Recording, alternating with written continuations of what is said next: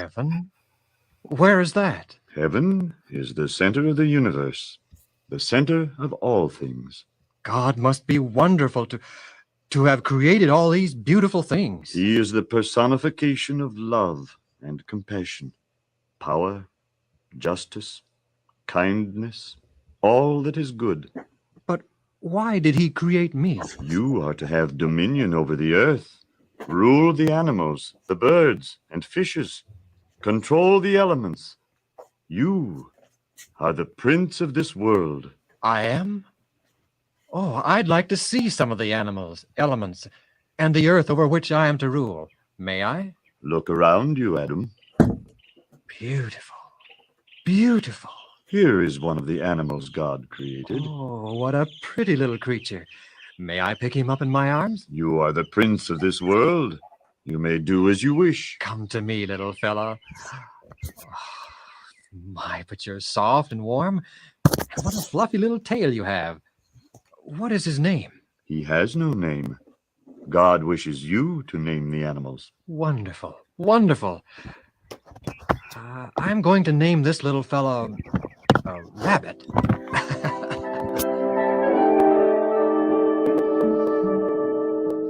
And this, Adam, is the very center of the garden. Magnificent.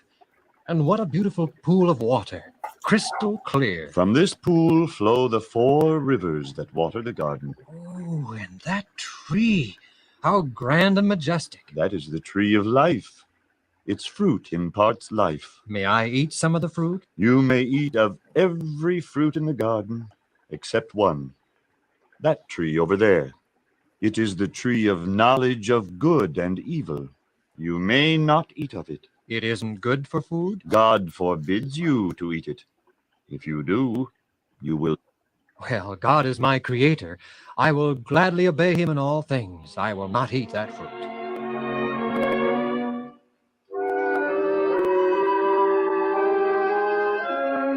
There, Adam.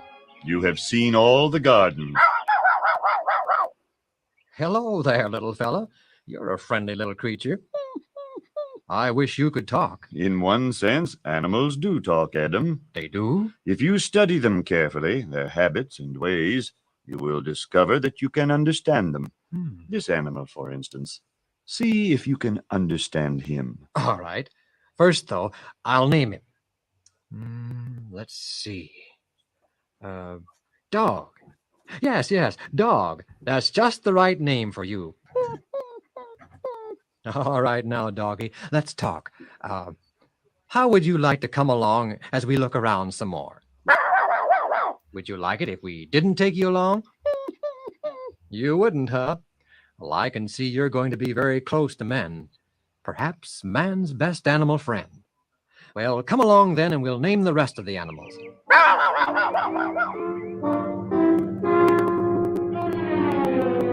I notice that there are 2 of each animal. 2 of every kind, Adam. Is there a reason for it? Yes, Adam.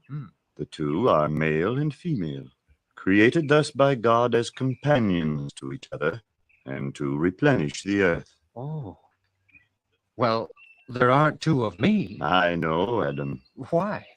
God hasn't seen fit, Adam, and he knows best. Oh, what do we have here? A fluffy, furry little animal. Oh, you like this little animal, do you? Well, very well then. We'll take him along with us, too.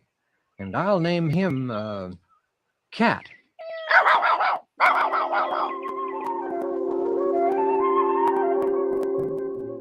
Adam was busy and happy there in his garden home with his pets and animals. But God saw that he would be happier still with a human companion. So God caused Adam to sleep. Then he performed an operation, removing one of Adam's ribs. From that rib, God made a woman. Hello. Oh, you startled me. I didn't mean to. You're not one of God's angels? No. Who are you? I am Eve. Eve? I am your companion, Adam. My companion? Where did you come from? Heaven? God created me from one of your ribs. He did. Why, you are beautiful. Everything God created is beautiful. The grass, trees, this garden, everything. God created it all for me. I mean, for us. It is our home. Everything here is for our special benefit and delight, for our happiness. And I'm sure we'll be happy here, Adam. Oh, look, Adam. Hmm? This beautiful thing. What is it? That, Eve, is a flower, a rose. Would you like to pick it? May I? Of course. God created all the flowers for us, for our pleasure. Pick all you wish. They'll never wither or die. Wither? Die? What do those words mean, Adam? Well, I don't quite understand myself, Eve. God told me that things would wither and die only if we sinned against God. Sin? And what is that? Sin is merely another word for disobedience to God's wishes, His laws. Why would anyone want to disobey God? I'm sure I don't know. God is our creator. He certainly knows what's best for us. Why, to disobey him would be folly. Yes, Eve, There's certainly no question but that we will obey him, is there? we will obey God always. Well, Adam, I have a strange feeling in my stomach. You're probably hungry. Hungry? Yes, you need to eat. Oh, I'll pick some fruit for you. I would like some of that fruit, Adam. No, Eve. Oh, please, Adam. It looks so delicious. It probably is, but we can't eat it. Why not? It is the fruit of the tree of knowledge of good and evil. God has forbidden us to eat of it. Oh, then we'll not eat of it. God knows best, and, well, if he told us not to eat it, we won't. You make me very happy, Eve. I'm happy too, Adam.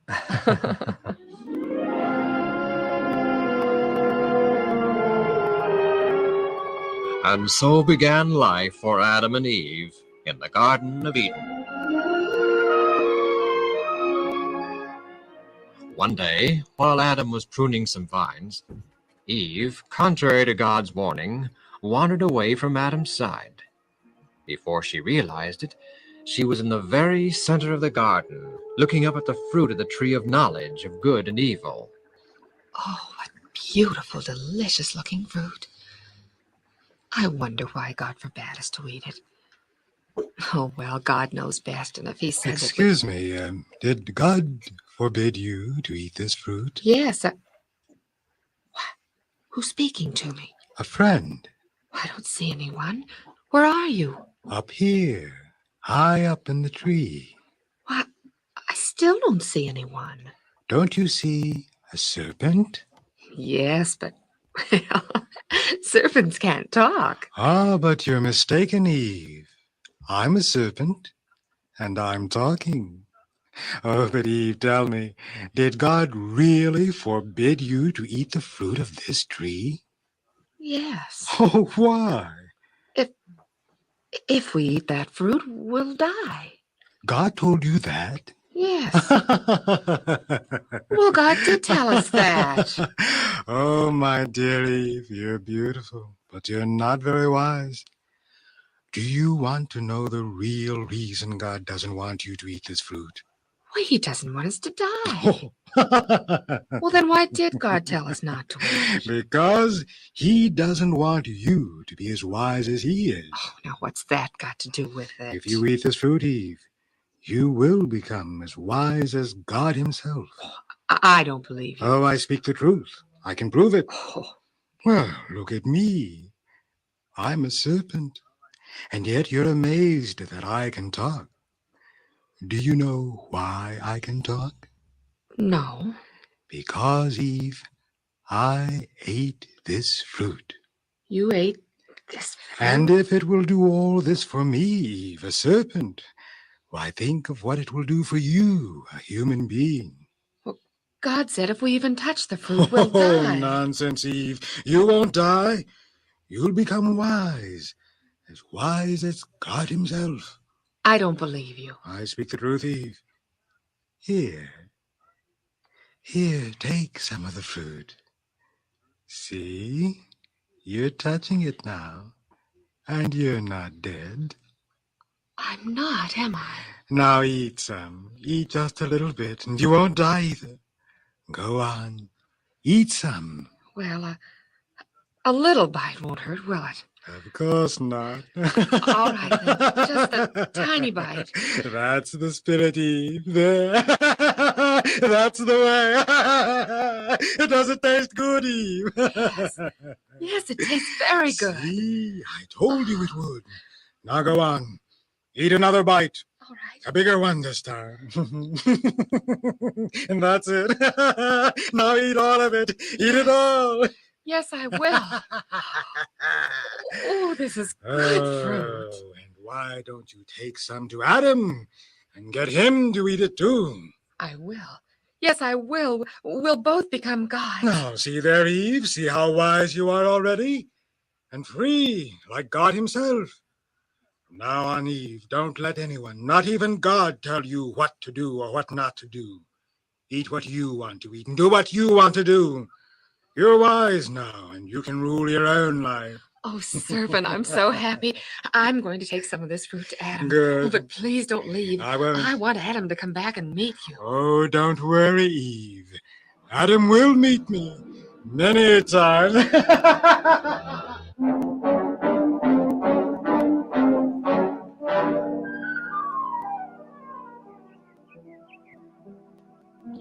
Adam.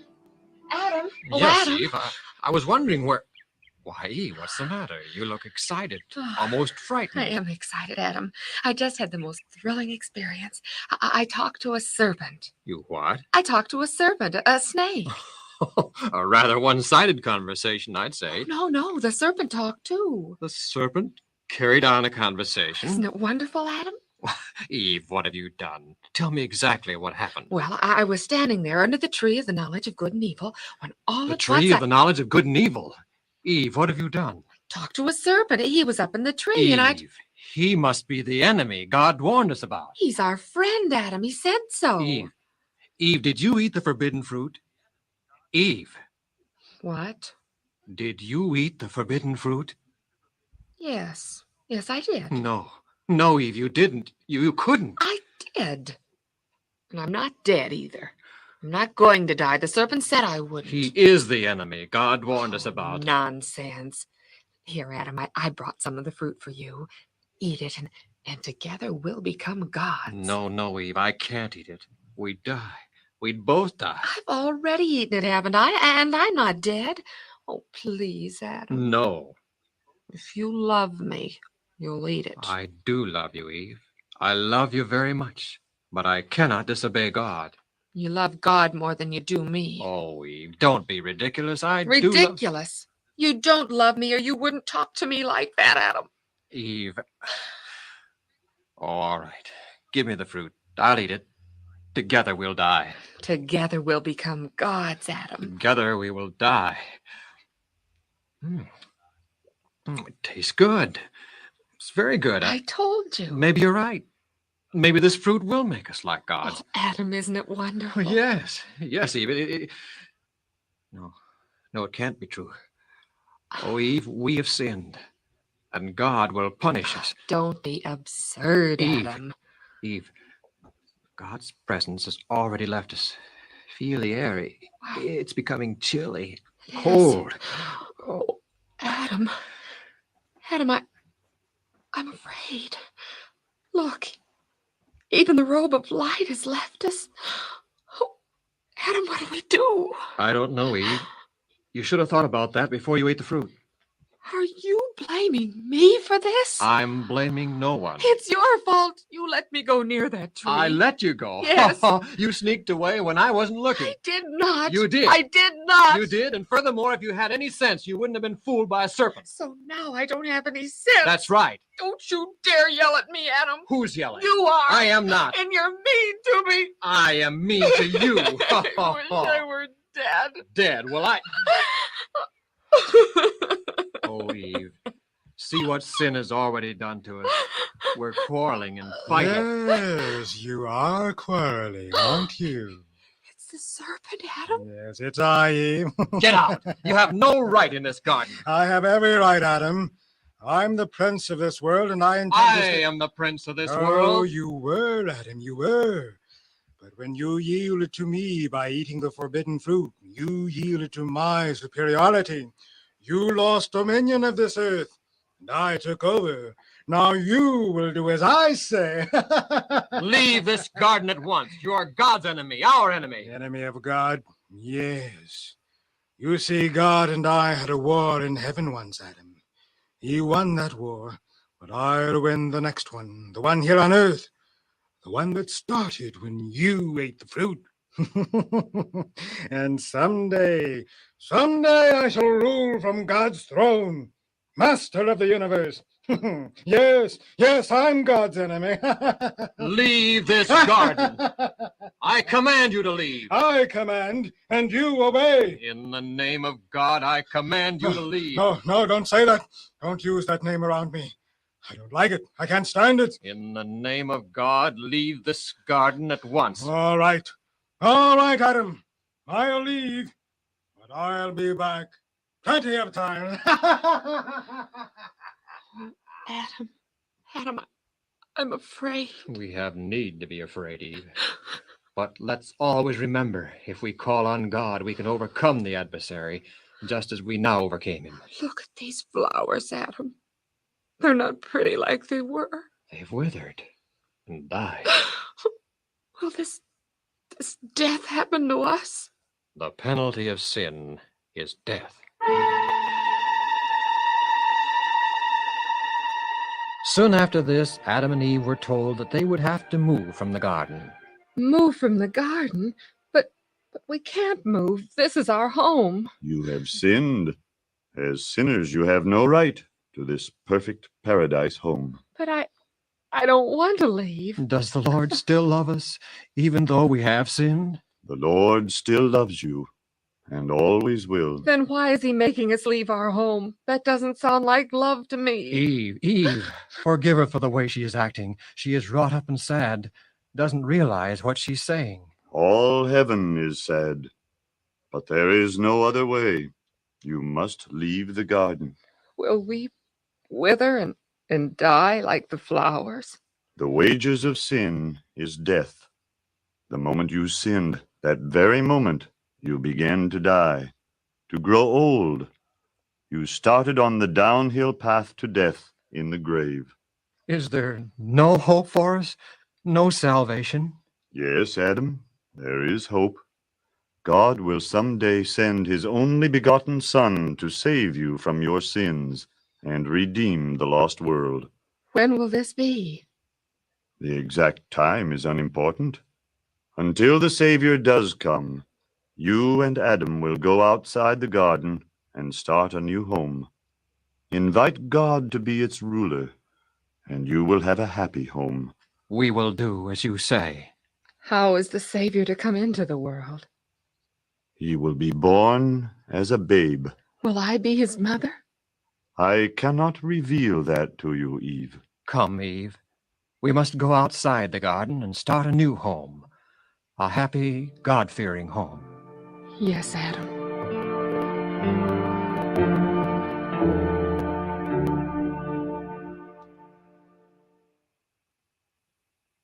The man who believed what God said.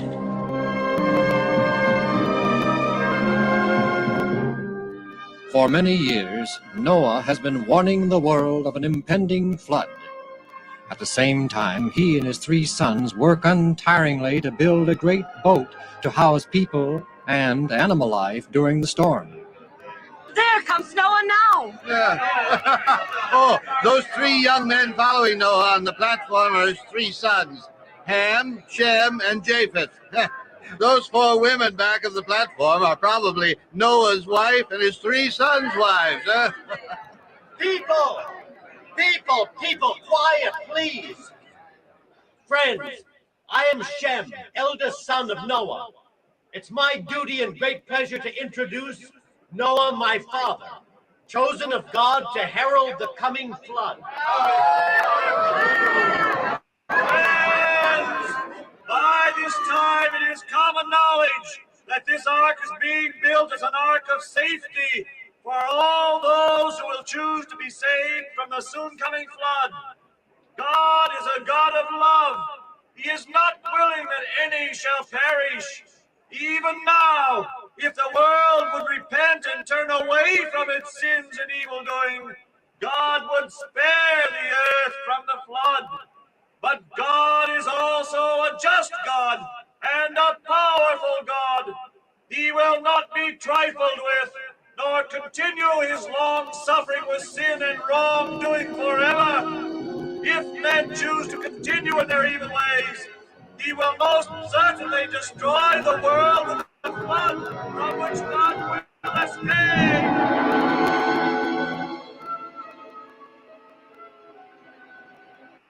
Very soon the flood will be upon you.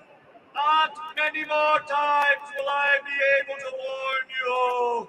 Won't you believe? Come into the safety of the ark. Thank you, friends, for your attention. Tomorrow, my father Noah will again appear on this platform, as he will every day until the day of the flood.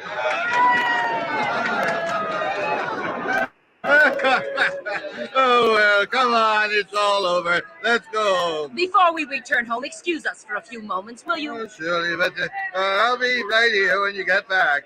Come on, dear. Yeah, but don't be gone long. Where are we going? Shh! Wait until we get out of your father's hearing.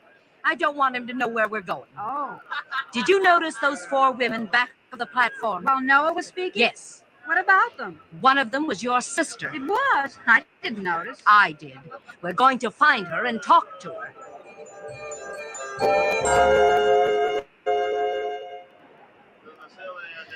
There she is. She sees us too.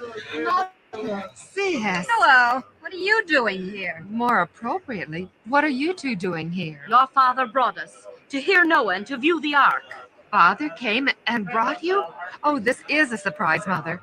Oh, I'm so glad you decided to come. Oh, daughter, why don't you give up this silly idea and come back home? No, Mother. I'm convinced that God is using Noah to warn the world of the flood. I must follow my convictions. But you, Mother, you and Sis, why don't you come with us and be saved? I don't know what to believe. I'm confused. Believe, Mother. Believe what God says. Noah speaks the truth. Well, perhaps, but I can't. I don't want to leave your father. Maybe if there is a flood, you'll let me in the ark then. Oh, I wish that I could. But I won't be able to, Mother. Once the door of the ark is closed, it'll be too late. Your doom will be sealed. Oh, but it isn't too late now, Mother. There's still time today.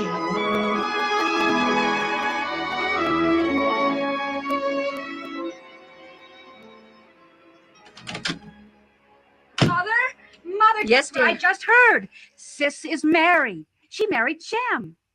Mother, did you hear me? Sis married Shem, Noah's oldest son. I heard you. She...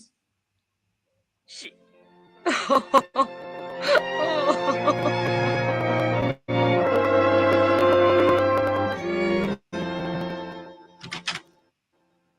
you two, we're going to the ark right away. Again? Now, hurry, or I'll go without you. Go ahead and go. Oh, don't you want to go? Should I want to? Well, it's rumored that the ark is completely finished, and something's about to happen. It might be exciting. They're going to call the old man's bluff, make a fool out of him. Should be interesting, huh? Well, are you going or not? Oh, don't be so impatient. I'll be ready in a few minutes. I'm going too, Father.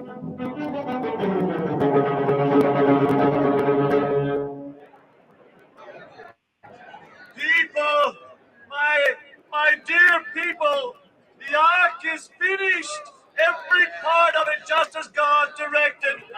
A great abundance of food for both man and beast is laid in store.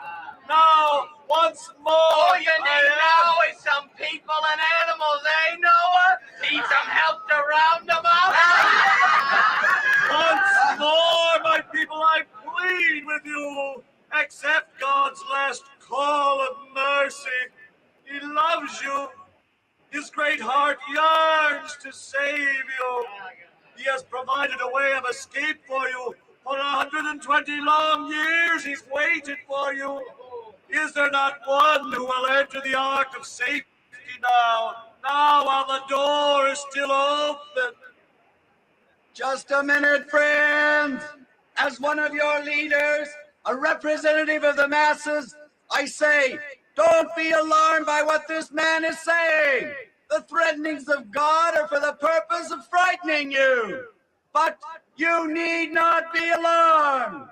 Such an event as the destruction of the world by the God who made it and the punishment of the beings he has created will never take place. For centuries, the laws of nature have been fixed. The seasons come and go in their order.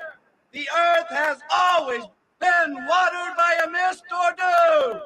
The rivers have never yet overflowed their boundaries. As to rain or water coming down from the heavens and causing a flood, preposterous! Be at peace! Continue to build, to drink, and be merry, for this Noah is a wild fanatic, a deluded old man! Look over there, coming toward the ark. Animals! All kinds of animals! A great silence has just fallen upon this vast mocking throng. A strange phenomena is taking place. Beasts and animals of every description, the fiercest as well as the most gentle, are seen coming from mountain and forest. They all seem to be quietly making their way toward the ark. The clean beasts are coming in sevens, and the unclean in twos. And now something else is beginning to happen. There's a noise like a rushing wind. Why, it's birds. Birds are flocking from all directions. So many of them that their numbers are darkening the very skies. It's a very strange sight. They seem to be flying in perfect order, straight into the great doorway of the ark. The animals and the fowls are obeying the command of God, but men refuse to heed his command. All, that is, except Noah and his wife and their 3 sons and their wives. They also have now entered the ark. Look!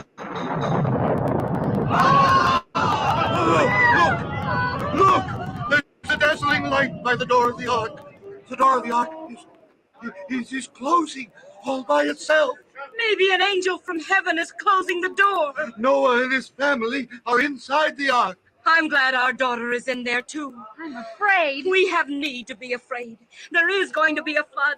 We are doomed. We have sinned away our day of grace. Oh, nonsense. Then how do you explain all these unusual happenings? I don't know. But our wise men and philosophers will explain them. Just wait and see.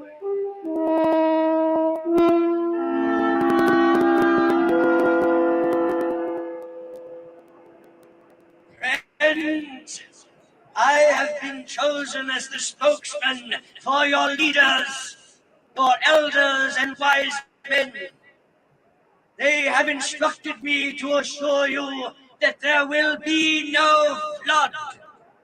Despite the unusual things you witnessed here, there still can be no flood. You are urged to get back to your normal way of life. There will be no flood.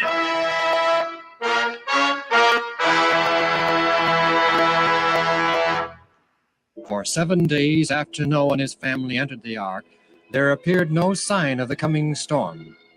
During those long days, the faith of Noah and his family was tested. But it was a time of triumph to the crowds outside. More than ever, they were sure the flood would never come. How long do you think they'll stay in that boathouse? It must be awfully dull in there without anything going on. Oh, they have to feed the animals, you know. Hey, Noah! Noah, open up the door. Open up so you can prophesy about the coming flood, huh? Hey, Noah! Oh, Noah! Yeah, Noah, you've been preaching a day of doom for 120 years. If you ever show your face again, we'll feed your carcass to the lions and buzzards.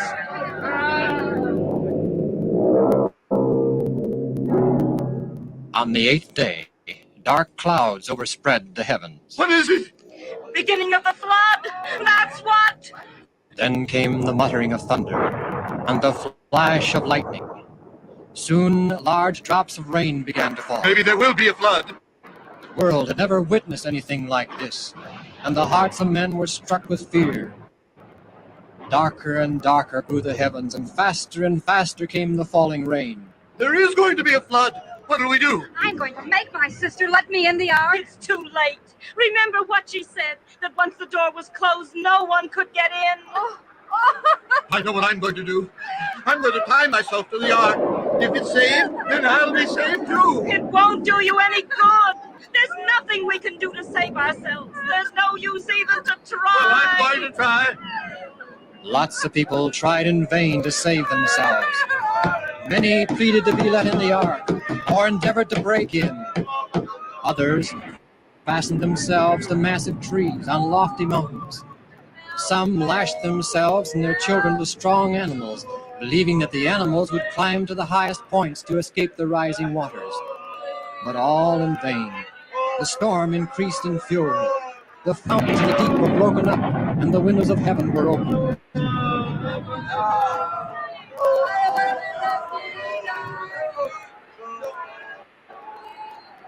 As the waters covered the lower places of the earth, many people fled to the mountaintops. Finally, even these were covered, and the despisers of God perished in the black depths. The world became a shoreless, lifeless ocean.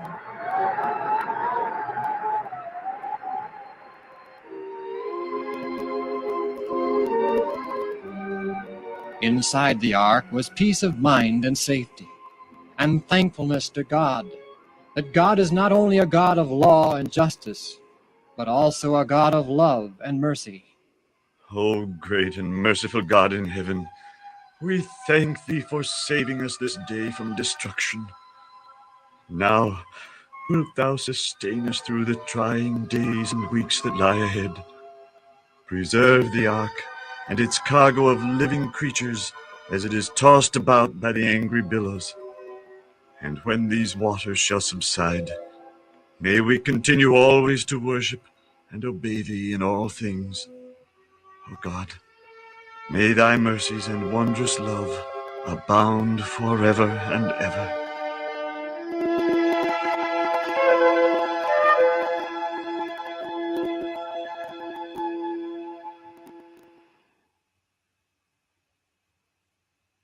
"12 months on a boat."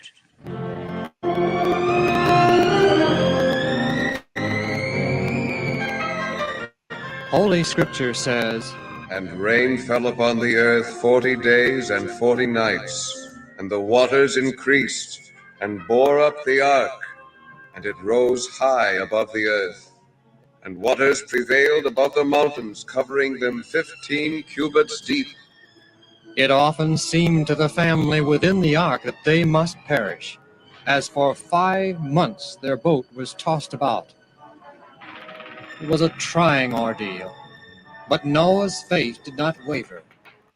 He had the assurance that God's hand was guiding the ark. I wonder if we'll ever get out of this alive. Ham, shame on you talking like that. We've been shut up in this ark for almost half a year. Think of it, 150 days, and still the storm rages. Oh, listen to the wind and feel the motion of this boat. But Ham, you... Oh, it is discouraging, I'll admit. Father Noah says that God will take care of us. Just have patience. Patience? For 5 months we've been shut in with all these noisy birds and animals. I'm getting tired of it. Son, I know it's been difficult, but let's remember that God has been very merciful to us. Oh, I know, Father, but 150 days of this is enough to drive anyone to distraction. Listen. And still the end is not in sight. Listen, please listen. What is it, dear? Things sound different than they did. And this boat, it's not tossing around like it was. Some of the noise has stopped. Say, that's right. Maybe we're on dry land. It must be. Let's open the door and find out. Oh, it'll be a relief to stretch again. And not have a bunch of smelly animals around. I'll go get our things together. All right, but hurry back. We'll open the door. Be sure Just a minute. We're going to open no door. We're going to stay right here, so just keep calm. We may be on dry land. Now, quiet, all of you. Listen to me. We came in the ark at the express command of God. We will leave only at God's express command. God closed the door. It will not be opened until he opens it. Father, surely you don't Now, quiet, Ham. You and Japheth remove the covering from the window on the top of the ark. We'll look out and see if we are on dry land or not. Oh, that's good.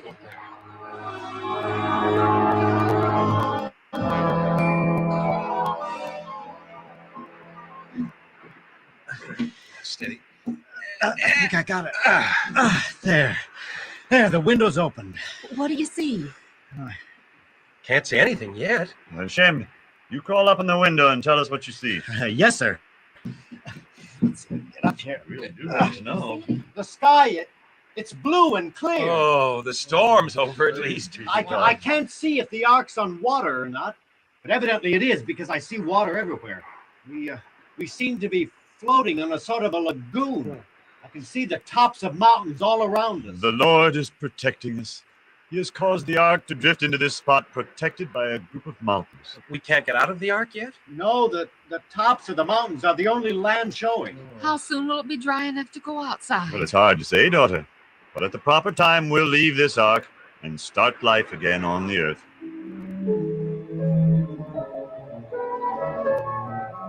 Noah and his family anxiously waited for the drying up of the waters, for they longed to go forth again upon the earth.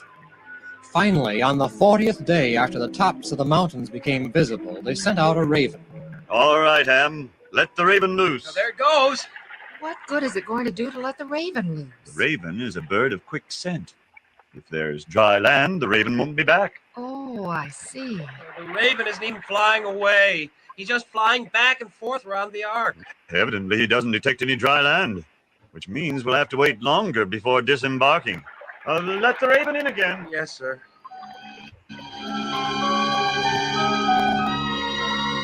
Seven days later, they again sent out a bird, this time a dove. It's flying straight away from the ark. Maybe the water's dried up now. We'll soon know.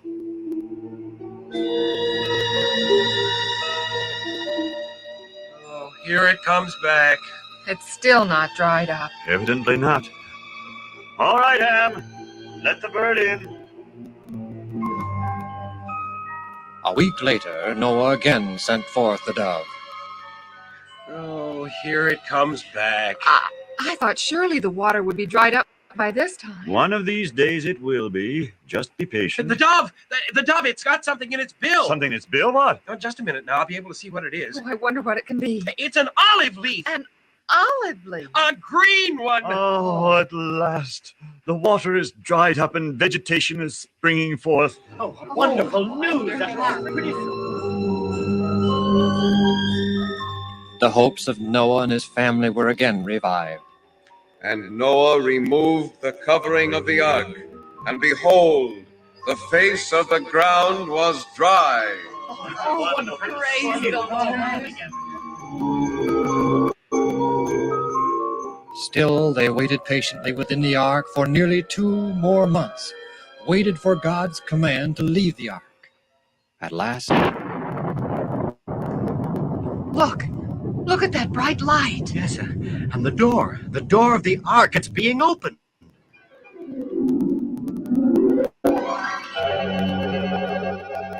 Then God said to Noah, Go forth from the ark, you and your wife, and your sons and your sons' wives with you. Bring forth with you every living thing that is with you of all flesh, that they may be fruitful and multiply upon the earth.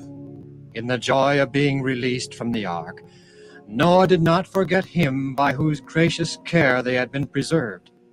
His first act was to build an altar and offer a sacrifice of every kind of clean beast and fowl, showing his gratitude to God and his faith in the coming Messiah. But Father, why sacrifice so many animals?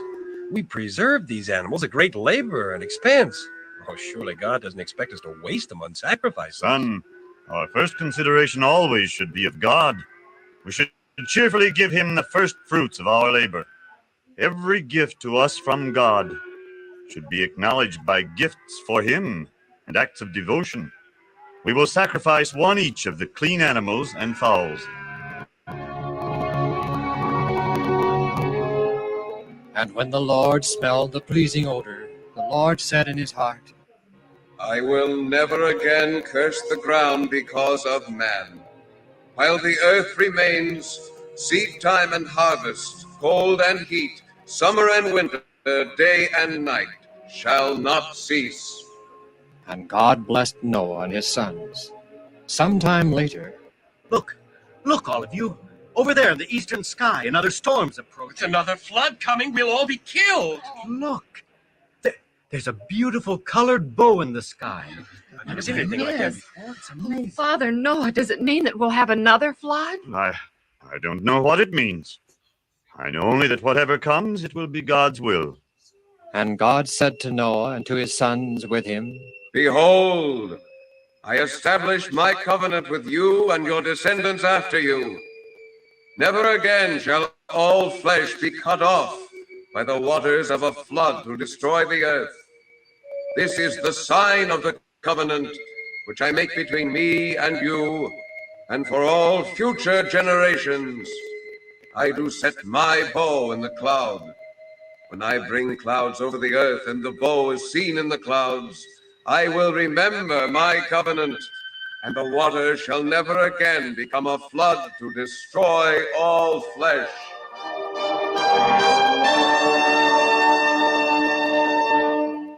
Yes, God put the rainbow in the sky, that all the world may know that never again will he destroy the earth by a flood.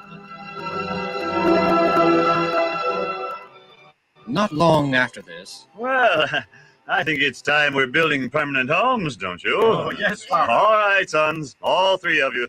Do some exploring tomorrow morning. Try to find an ideal spot for our homes. Father, what do you consider an ideal spot? Well, look around for a natural, beautiful setting. A place that is centrally located as to a grazing area and suitable land for vineyards and gardening. You'll know when you find the right location.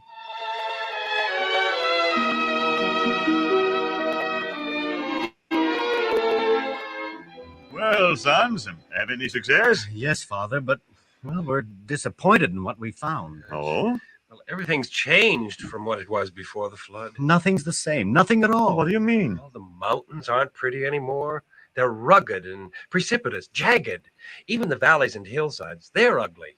All the forests are buried. The entire countryside presents an appearance of confusion and desolation impossible to describe. Such is the curse that sin has brought upon this once perfect and beautiful earth that God created. But with hard work and God's blessing, we shall go forth to build homes and re-inhabit the earth. Yes, Father.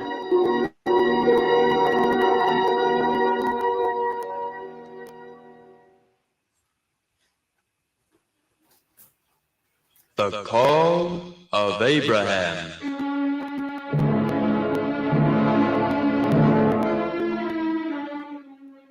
for some time after the great flood, the children of Noah dwelt among the mountains where the ark had rested. As the population grew, there were some that turned away from God and journeyed to the plain of Shinar. And they said one to another, Let us build us a city and a tower, the top of which shall reach unto heaven. And the Lord came down to see the city and the tower. And the Lord was displeased and said, Let us confound their language, so that they may not understand one another's speech.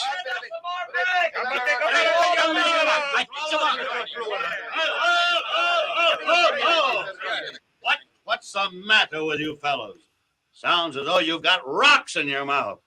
Now, if you don't straighten up and start talking so we can understand you, we'll never get this Tower of Babel built. Now start over again and see if you can get... Come on! The Tower of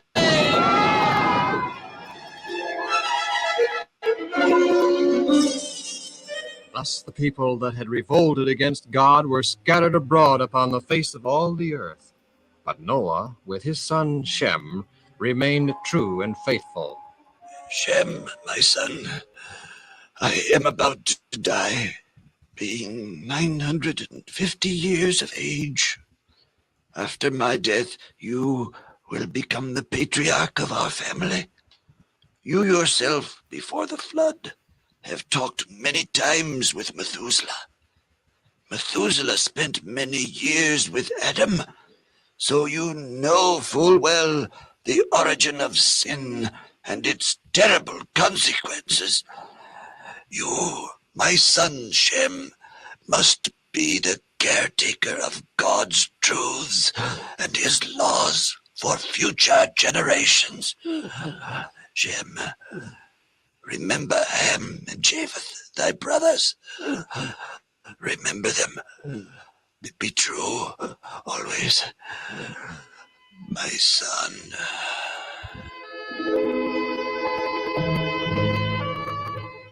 And all the days of Noah were 950 years, and he died. Not long after the death of Noah, a very important event took place in the household of Terah. A son was born. Ah, a boy. A son. I shall call him Abram. Abram? That means the father is exalted.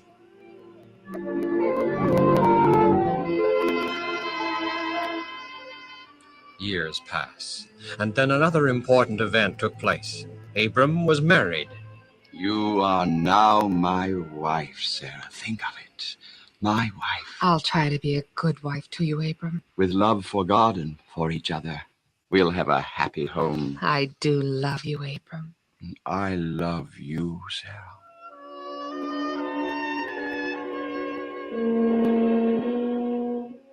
Now Abram had two brothers, Nahor and Haran, all sons of Terah. And Haran died in the land of his nativity, in Ur of the Chaldees.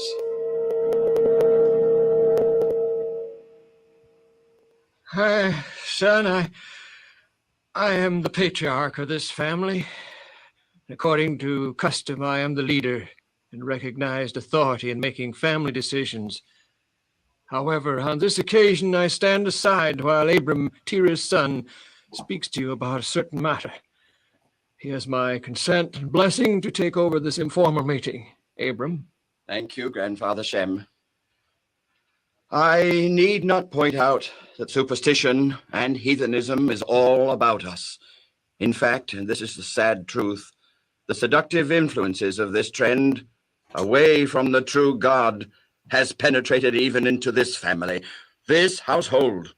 Idol worship is fast becoming a commonplace thing. This is displeasing to God, and for some time I have been seeking God's counsel as to what he would have me do about it. And behold, it came to pass while I was praying and offering sacrifices unto God, God of all creation, I pray thee, deliver us from the sin of idol worship that is fast creeping in among the descendants of Shem. We are fast becoming like... Abram, get thee out of thy country and from thy kindred and from thy father's house unto a land that I will show thee. And I will make of thee a great nation, and I will bless thee, and make thy name great, and thou shalt be a blessing.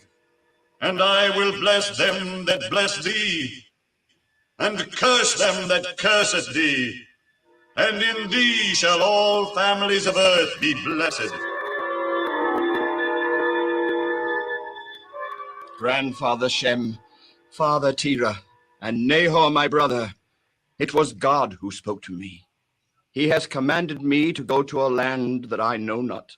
Nevertheless, I and my wife Sarah and all of my servants and flocks and herds shall soon journey from the land of Ur. Will not you also go with us? Just a minute, my sons. Were I a little younger, I would join Abram.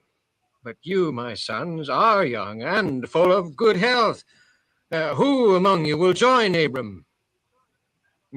No one. What about you, Father Tira? I will go with you, my son. I shall take my nephew Lot and all my servants and household and seek a more fitting home.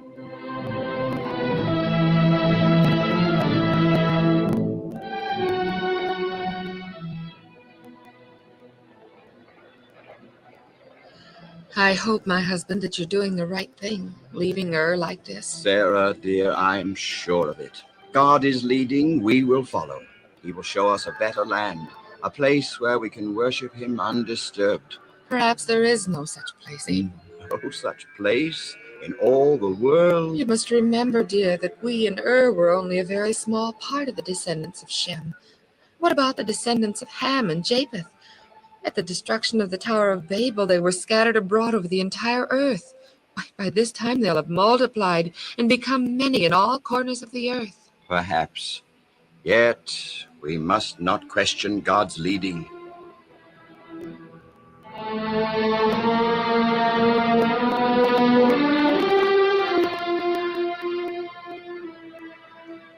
But, son, some of the folks are beginning to wonder just where we're going. And you, Father? Do you feel the same way? No, son. It makes no difference to me where we go, just so we can worship and obey the true God.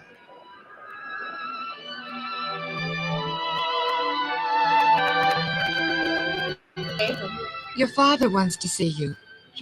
Anything the matter with him? I don't think so. I guess he just wants to talk to you before we leave camp for the day's journey, that's all. Where is he? He's down by the brook, near that large tree.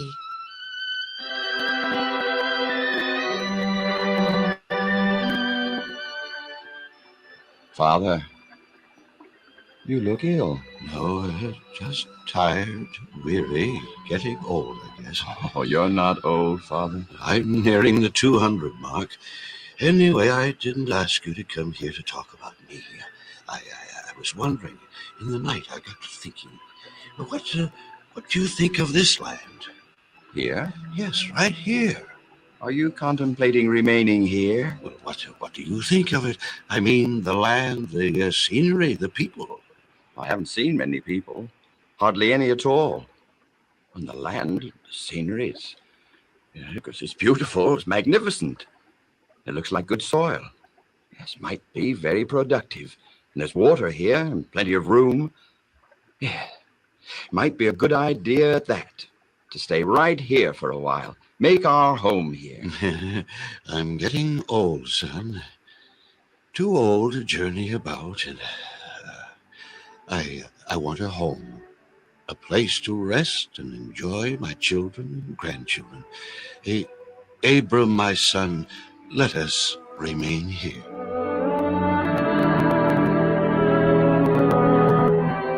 And so for a time, Abram with his father Terah dwelt in this place called Haran.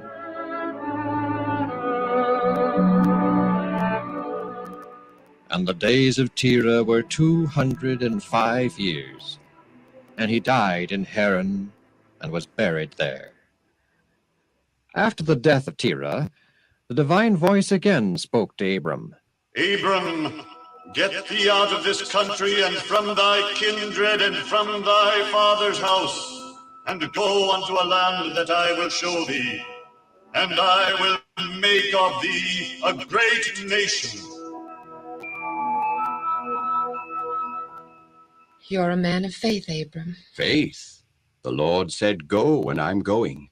That's not faith, that's merely simple obedience. But where are you going? The Lord didn't say. You're just going to start out and go? Yes. How are you going to feed me and the servants and the cattle and sheep? The Lord will provide. That is faith. And Abram departed as the Lord had spoken, and he took with him Sarah his wife, Lot his nephew, and all the substance they had gathered, also all the souls they had gleaned in Haran. And they left Haran and traveled southward.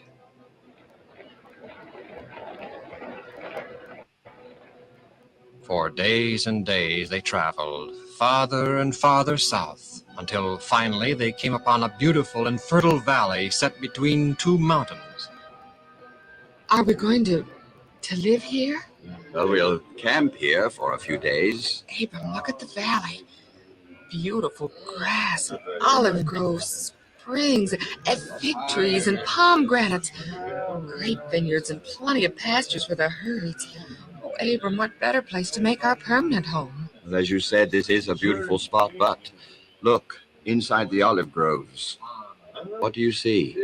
Why, something that has the appearance of altars. Yes, altars to false gods. And up there on the mountains, do you know what goes on up there? Sacrifices to false gods, human sacrifices. No. These Canaanites are an alien race. Idolatry is everywhere. I can't understand why God has led us here. Well, when are we going to move on? I await instructions from God. We will do whatever He commands.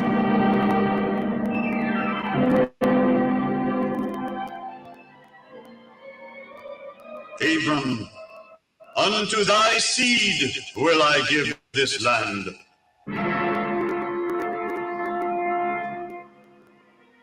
Then did Abram build an altar unto God, and worshipped him.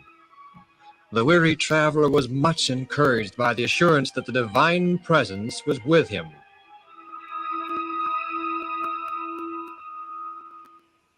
And Abram removed from thence and journeyed, going on still toward the south. And a great famine came unto the land. But Abram, I'm hungry. Everyone is. Even the flocks and herds are suffering for lack of food. I think we ought to go back to Haran. God brought us here, and here we should remain. But you can't let us starve, Abram. The entire camp is watching you, Abram, to see what you'll do. God won't let us starve, Sarah dear. No, not if we go where there's food, back to Haran. And you'd take us back there if you truly loved us, Abram. Sarah. We would. Sarah. Don't love me. I do love you. But I must seek God in prayer before making a decision. Abram could not explain why God had permitted the famine, but he would not turn back. With earnest prayer, he considered how to preserve the life of his people and flocks. Finally, he made a decision. He would move into the land of Egypt until the famine was over.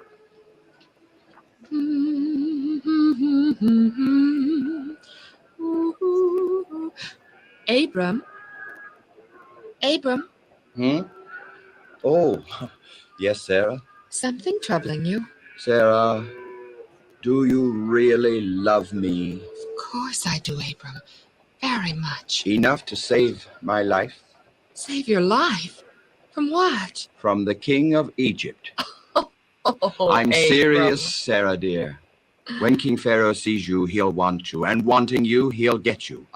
You know how kings are. They get what they want regardless. And if the king discovers that you are my wife, he'll find some way to kill me so that he can take you. Oh, I'm sure you're worrying uselessly, Abram. The king isn't so... Please, Sarah. Please what? Listen to what I'm going to suggest you do about it. When you are asked about me, simply say that I'm your brother. Then my life will be spared. In either event, if the king thinks you're my husband or my brother, if he wants to, he'll take me anyway. There's nothing we can do about that. But passing me off as your sister, Abram, isn't that a deception? That you are my sister. Half-sister. Oh, I know that, Abram, but still it is deception. I wouldn't be telling all the truth. I don't think any good can come from deception. Only evil and sorrow and heartache.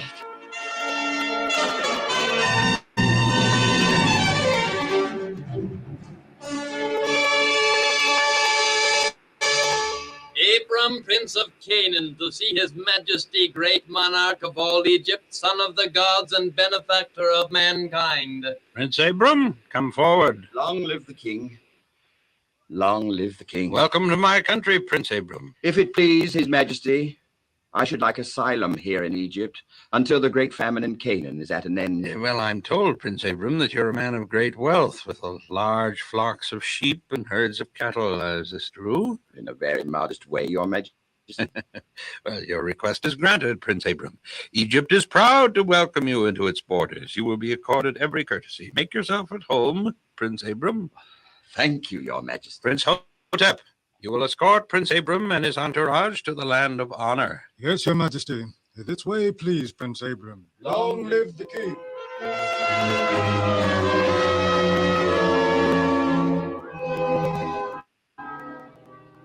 Prince Hotep, to see his majesty, great and mighty monarch of Come all... forward, Prince Hotep. Long live the king. Long live the king. Did you get Prince Abram and his household properly settled? Oh, yes, sir, and I think Is that... he as wealthy as he's reputed to be? Oh, he's a man of great wealth, Your Majesty.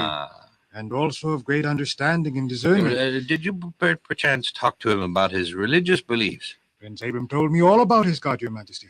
Did you see his God? Oh, no, Your Majesty. His God is not a God of wood or stone. Huh? He's a living God. His name is Jehovah. Living? In the flesh? In heaven. Invisible.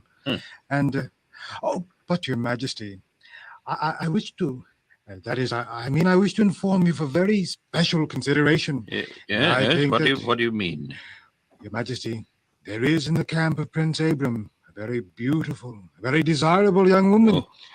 Oh, she's likened to the goddess of beauty. Yes, Prince Abram's wife, no doubt. Oh, no, Your Majesty. She is the prince's sister. Sister? Oh, well, what would you have me do? Give you permission to make the young lady your wife? Oh, no, Your Majesty. I was thinking of you. Oh. Sarah, that's her name. Sarah is so beautiful that, the minute I beheld her, I thought of you, Your Majesty. Yes. Prince Hotep, do you think you can prevail upon the young lady to come here so I can judge for myself how beautiful she is? I'm sure of it, Your Majesty. Well, then begone. Bring her to me at once. Yes, Your Majesty. Long live the king. Long live the king.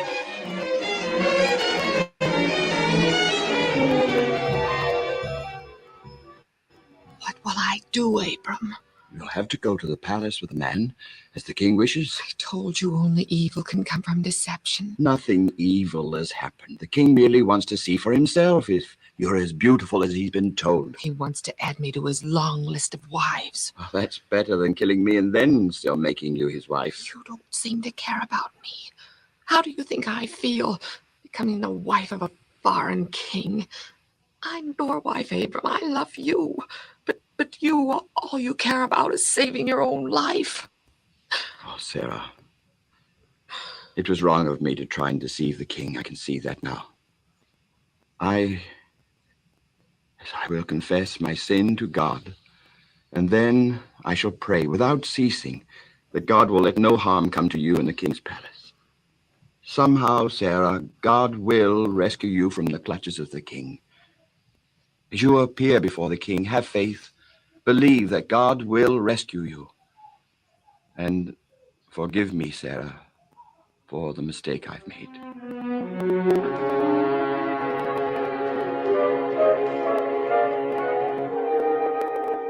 Now, Princess Sarah, you remain right here for a moment while I step in before the king to announce your arrival. I understand, Prince Hotep. Prince Hotep, servant of the great king of all Egypt, announcing the arrival of Princess Sarah, sister of Prince Abram. You may come forward, Princess Sarah. Long live the king. Greetings, Princess Sarah. You may withdraw, Prince Hotep. Long live the king. Well, you're indeed a very charming lady, Princess Sarah. I'm delighted that you would accept my invitation to the palace. On the contrary, Your Majesty. I'm here because I had no other choice, as you very well know. Oh, fear not, my princess. I know that you are but just come to Egypt. You're yet a stranger to our country and our ways. However, your king is a man of great patience and understanding. We'll take a few days to acquaint you with the ways of the royal household. Not many days later. Your Majesty, the royal herdsman reports that His Majesty's cattle are dying of a strange malady. Your Majesty, more cattle are dying. Majesty, everything His Majesty possesses seems to be troubled by this great plague. Your Majesty, a strange and unnatural malady has struck all Egypt. Call together my wise men and magicians immediately. A disaster has struck Egypt. You claim to be wise and possess powers of divination, yet you cannot give me the simple answer as to why my land and my people have suddenly come under the spell of this malady. Away with you, begone!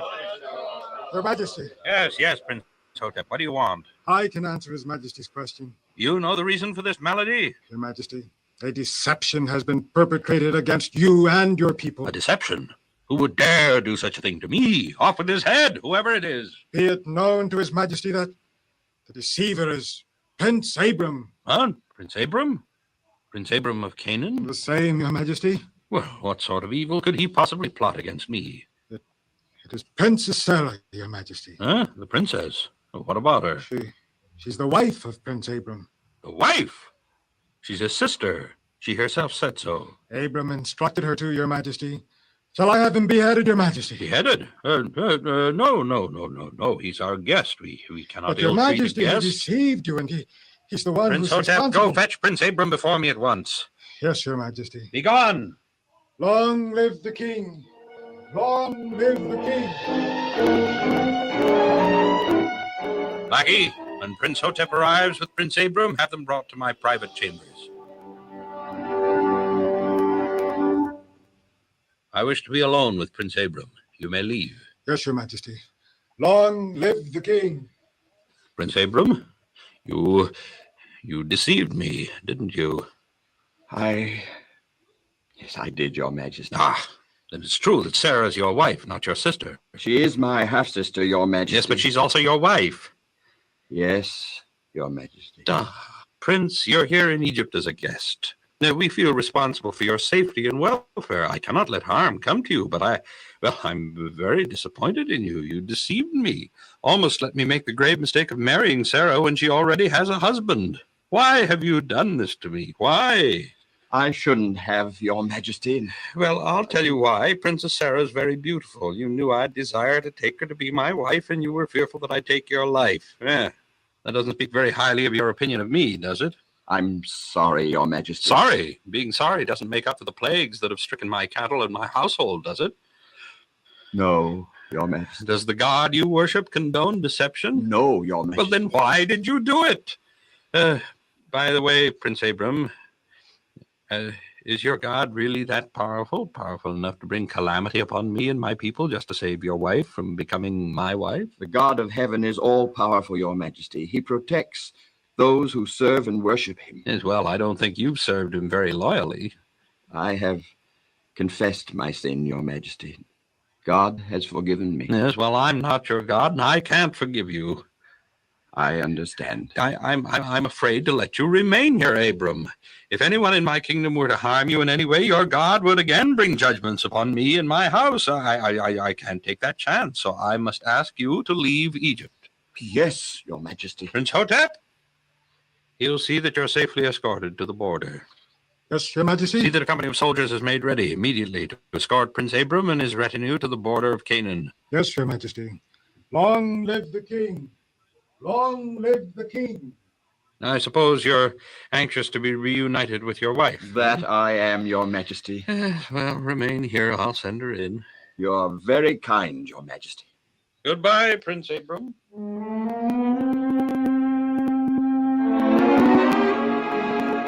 Sarah. Abram. Oh, Abram. Oh, Sarah, darling. Oh, don't cry. We're together again and everything's all right. What about the king? He knows that you're my wife, and he graciously restored you to me. But he has ordered us to leave Egypt immediately. Abram, I told you that nothing good could ever come from a lie. Not even a little white lie.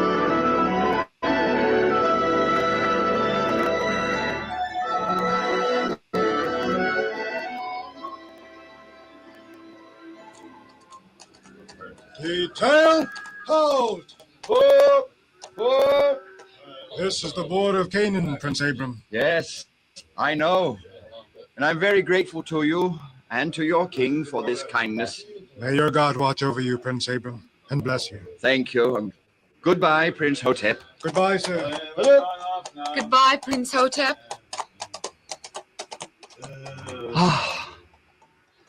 Back in Canaan again. Happy, Abram. Happy. Yes.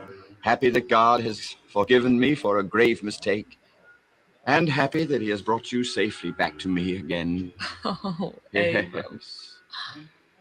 Hup, hup.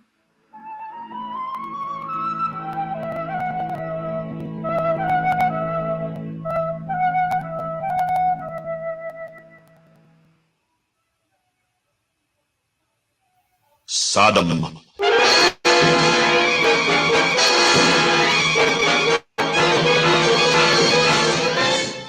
When God confused the language at the Tower of Babel, the people scattered in all directions, going into all parts of the world.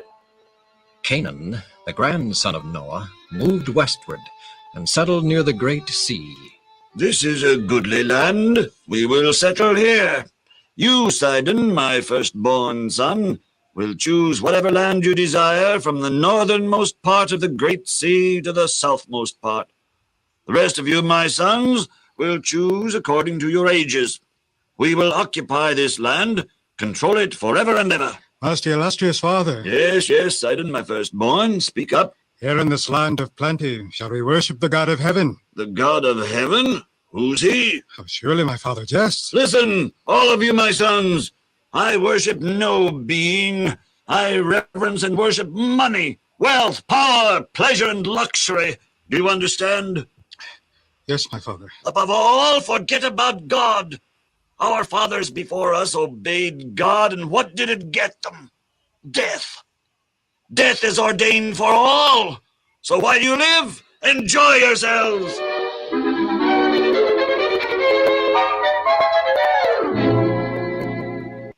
Many years later, Sidon, my firstborn son, I called you to me because I am full of years and about to die. Nonsense, my father.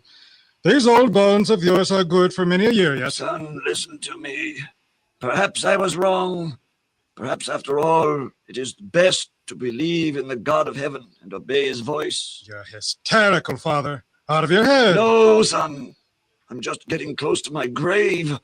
And the nearer I get, the less I'm sure that our way of life is right. What if we are wrong? What if Adam, Noah, and the rest of them are right? I just wanted to talk to you about it while I'm still alive. Well, my father, you can stop worrying. You have talked to me, and everything's going to be all right. I'll tell you what, father.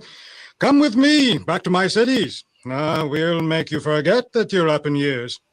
We'll show you that wealth and power and brute force are, as you once said, the only things worthy of reverence and worship.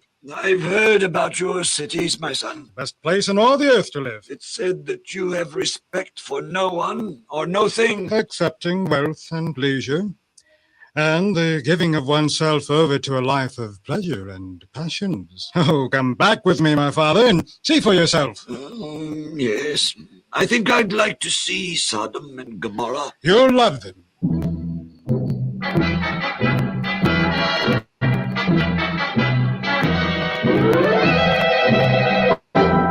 There she is, my father. Sodom. Impressive, my son. And from this vantage point, one can see the entire Jordan Valley, spread out before you like a panoramic view. It's beautiful, like a garden. The Garden of Eden, perhaps. Oh, yes, indeed, father. Palm trees and olives, flowers throughout the entire year, rich fields of grain, flocks, herds. And we've developed art and commerce to the degree where the treasures of the East adorn our palaces. Caravans from all parts of the earth bring their stores of precious things to supply our marts of trade and enrich our private coffers. We never work, father. Our every want is supplied by others. And the entire year is just one endless round of festivity and revelry. Come on, father. I'll take you into the city. Your grandchildren will be glad to see you.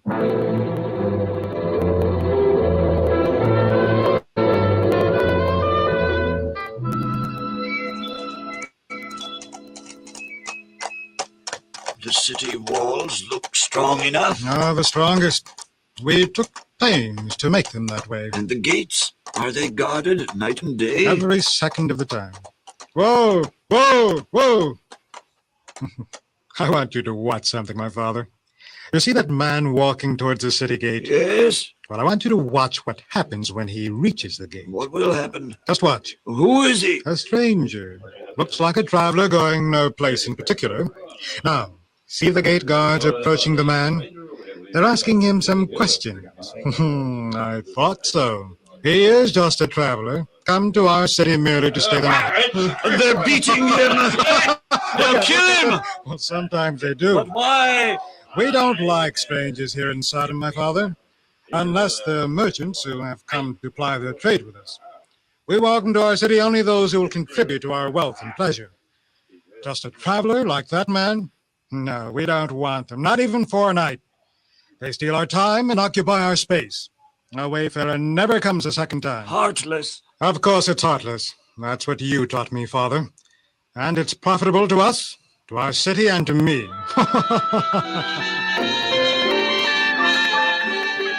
Years passed. Canaan died. Then Sidon, his son. Continued idleness and riches made the Sodomite heart hard that had never been oppressed by want or burdened by sorrow. And the people gave themselves up to sensual indulgence. Then, one day, from the mountains, there came a lone man with a long line of servants and cattle and sheep, camels and horses. Just a minute, stranger. You can't enter Sodom without just reason.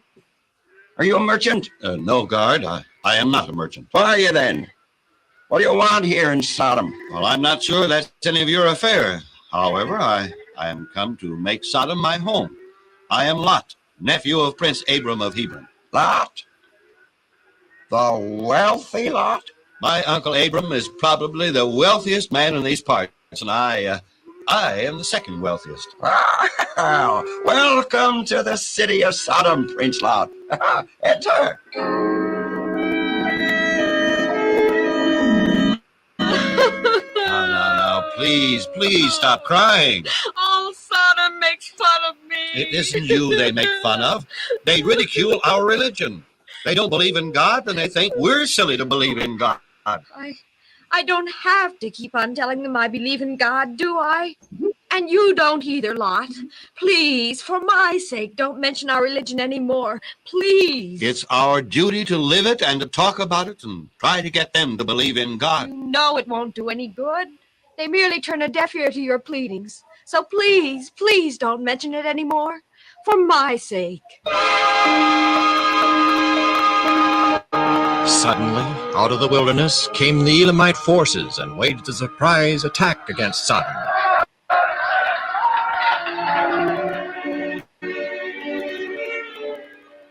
Lot and many fellow Sodomites were taken captive by the Elamites. Hearing of this calamity, Prince Abraham, together with 3 princes of Hebron, set off after the Elamite forces, and finally rescued Lot and all the other Sodomites who had been carried away captive. Oh, Uncle Abram, I knew you'd rescue us. You're such a good man. Why, I wasn't a bit worried.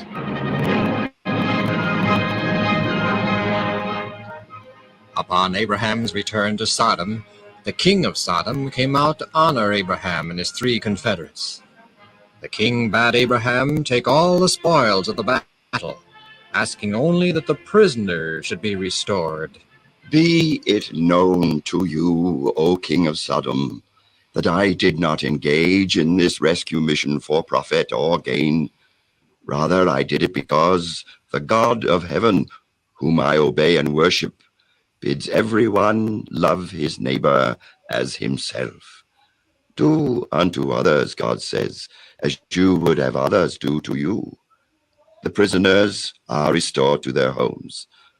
The God of heaven is the one and only true God. He is a God of love. He is a God who created all things, and by Abraham, the friend of God, faithfully called the king and the wicked people of Sodom to turn from their sinful ways. Even before the war, Abraham had not been a stranger to the Sodomites. They had ridiculed him in his strange worship of an unseen God. But his victory over the superior Elamite forces and his kindly disposition of the prisoners and spoils excited the wonder and the admiration of the people. While they praised his personal skill and valor, yet they could not avoid the conviction that a divine power had made him conqueror over the Elamites. Even so, the people refused to change their ways or worship the true God, but rather continued in their pride, idleness, and evil ways. It was some years later that Abraham had 3 visitors, 2 angels and the Son of God. They told Abraham that they were on their way to destroy the wicked city of Sodom. Abraham, out of love and pity for the doomed people, pleaded that Sodom be saved if only 10 faithful worshippers could be found there. Mercifully, the Lord said he would spare the city if 10 righteous people were found. And the Lord went his way as soon as he had left communing with Abraham. And Abraham returned unto his place. The last ray of truth had been directed at Sodom, but it was rejected, as all truth before had been. And now, the last night of Sodom was approaching. Already the clouds of vengeance cast their shadow over the wicked city. While angels drew near on their mission of destruction, men were dreaming of prosperity and pleasure. That last day was like every other day that had come and gone. The sun rose on the eastern horizon. The city came to life. Men dreamed and made plans for greater prosperity and pleasure.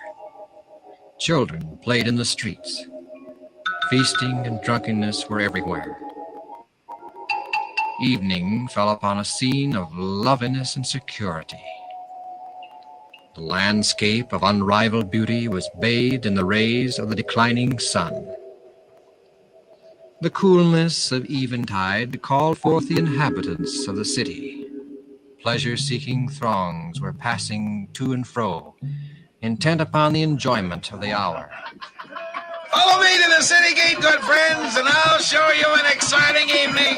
Fun, frolic, everyone is welcome. In the twilight, 2 strangers drew near to the city gate. I say, friends, look approaching. 2 strangers. They're going to be surprised when we give them a special welcome. The son of welcome. But you want to be sure they're strangers and not merchants or friends of some of our citizens. Well, look at them. Their humble dress. Would you say they are visiting kings come to call on us? No. And perhaps they're wealthy and powerful men come to our riches with their money. No. Would you say that they are merchants? Well, they certainly don't appear to be. Well, then they must be gods, and we should bow down and worship them? I guess you're right. They're just strangers, wayfarers that come to spend the night. All right, let's give them the special Sodom welcome. And you, my dear sir, because you dared question my judgment in the first place, you shall have the honor and the fun of beating them within an inch of their lives. Me? They shall get a double special welcome. It'll be a pleasure. We spent so much time arguing, it's too late. See, the 2 strangers are being welcomed to Sodom. Really welcome. It's Lot. Well, it's always that man Lot. All he does is sit there at the city gate to give a welcoming hand to strangers. Well, he says it's a code of his religion. Well, this is one time he's not going to get away with it. These strangers are fair game for anyone. And I'm going to have some fun with them, lot or no lot. Perhaps he'll invite the strangers to stay at his home overnight. Well, we can go there, can't we? Well, Lot is a citizen, too, you know, with rights to deal with strangers as he sees fit. So do we have that right. And we're going to take it. Even if we have to go right up to Lot's door to do it. Say, I'd like to listen in on exactly what Lot tells strangers. He must say something special to them the way. Certainly are welcome to tarry all night at my home. My family and I would consider it an honor. Nay, but we will abide in the street. In the street? No, you can't do that. It wouldn't be safe. Safe? What kind of people inhabit the city anyway? They're terrible, sirs. All they think about is pleasure, drinking, brutal games, perversion. Sirs, the people of Sodom have repeatedly refused to listen to the voice of God, calling them to repentance. Their cup of iniquity runneth over. Perhaps it would be wise to accept of your hospitality. Yes, indeed. I was going to take you by a roundabout way, hoping to conceal from those idlers at the gate my intention of taking you to my home. Are they that wicked? Vicious? Yes, sir. They see you now and are watching, so we may as well take the direct route to my home. Come. Would they dare attack us while we're in your company? I wouldn't think so. Yet it depends. If they're out for an evening of revelry and drunkenness, they might.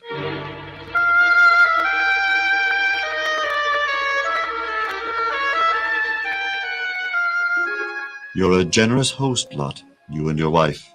My companion and I appreciate it. Well, you spoke of it not being safe for strangers here in Sodom.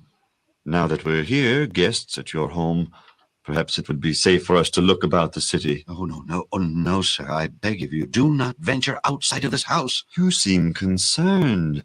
Much more concerned over two strangers than the circumstances warrant. Well, sir, perhaps you have heard about Prince Abram of Hebron.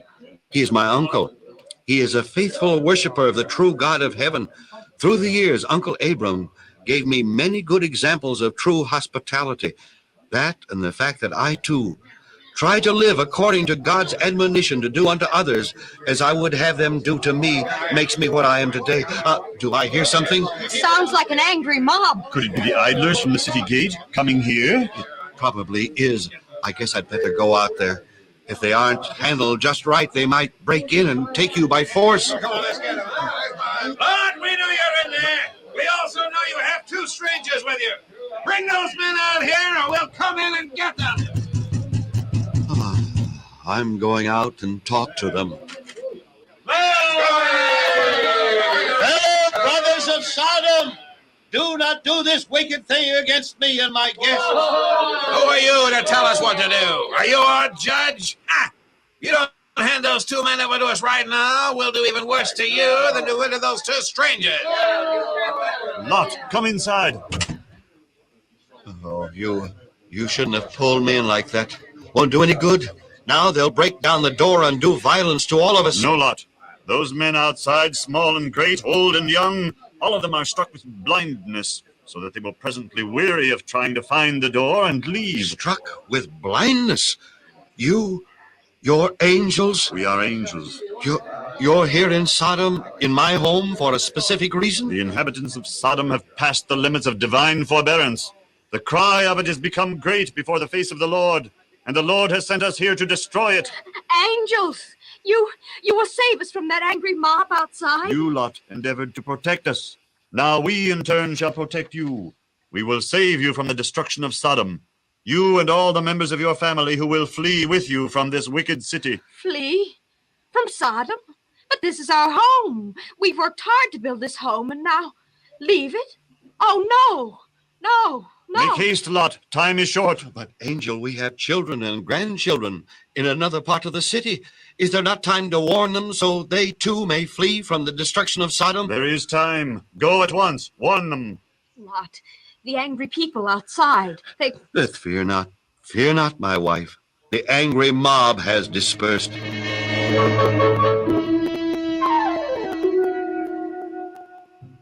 But, Father, you must be joking. No, my daughter, I am not joking. I was never more serious in my life. The city of Sodom is to be destroyed. Get up, go with me, that you may not be destroyed also. Pay no attention to him. He's getting old, he's a little touch. Lord God is destroying Sodom because her cup of iniquity is filled. Nonsense. My daughter, won't you come with me and escape while there is yet time? No, she will not. Now listen, old man, get going. Go on back home. Sleep on it. In the morning, you'll feel different. But I tell you that the angels said that... I don't care what the angels said. Sodom destroyed. Why, everything is just like it's been for years. Sodom is not going to be destroyed. I beg of you, my daughters and sons-in-law, please... Good night, Pops. All right. I'll leave. Good night. Sorrowfully, Lot returned to his house and told the story of his failure. And the angel said, Arise, Lot, and take your wife and 2 daughters who yet remain with you here, and leave the city. And leave my other daughters and their families to be destroyed? Oh, it's more than I can bear.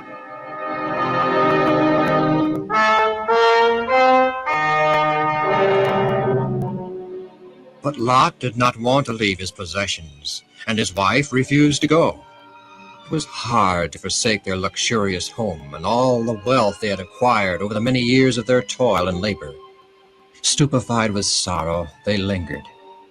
If it had not been for the angels of God, they would all have perished in the ruin of Sodom. Mercifully, the angels took Lot, his wife, and their 2 daughters by the hand, and quickly led them through the streets and out of the city. We leave you here, Lot, for we must return and destroy Sodom. Hasten and make your escape. As the angel left Lot, another drew near. It was he with whom Abraham had pleaded, the Son of God. In all the cities of the plain, not 10 righteous persons had been found. But in answer to Abraham's prayer, Lot, the one man who feared and obeyed God, was snatched from destruction. Now the command was given with startling vehemence, Escape for thy life, Lot, and look not behind thee, neither stay thou in the plain. Escape to the mountain, lest thou be consumed. I plead with thee, O Lord, let me escape to Zoar, for it is but a little city, and it is nearby. The Lord granted Lot's request. Then again the words were repeated, Escape for thy life, Lot, for the fiery storm shall be delayed but a little longer, and look not back, lest the memory of it be thy undoing. Lot, with his wife and 2 daughters, started across the few miles of plain for the town of Zoar. I tell you, Lot, it isn't right to make us leave Sodom. God's judgment against Sodom involves me and my children. God shouldn't expect me to leave them and my beautiful home. Sure, Sodom is a wicked city and worthy to be destroyed. But how about the things it's taken us years and years of hard work to accumulate? Does the Lord expect us to give those things up? Why can't God temper justice with mercy? Why? Well, it's true. Back there in Sodom are all the things I love. My daughters and their... Lot, Sodom isn't yet destroyed. See, it still stands. I can see where my... Mother! What happened? Daughters, come. We must go on without your mother. She has disobeyed God and looked back. She has turned to a pillar of salt.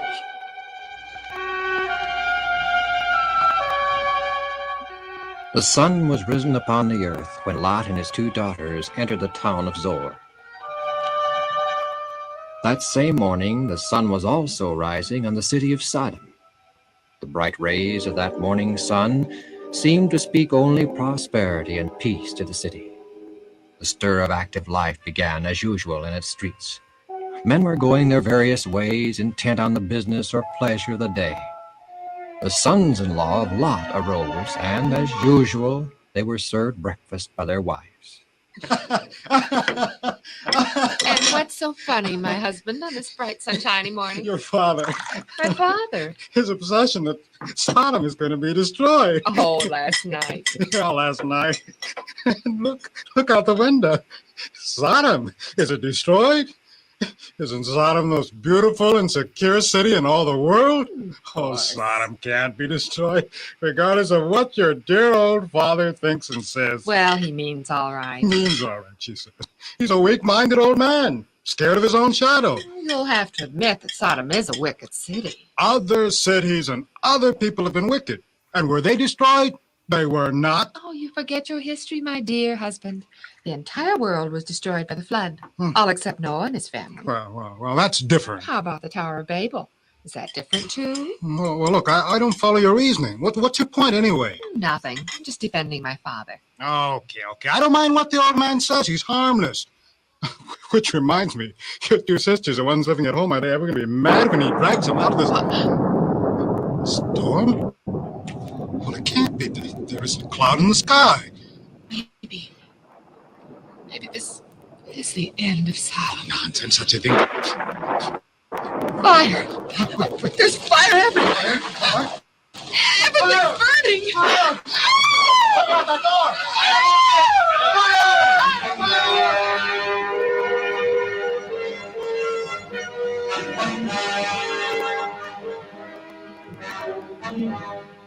And the Lord rained upon Sodom and upon Gomorrah brimstone and fire out of heaven.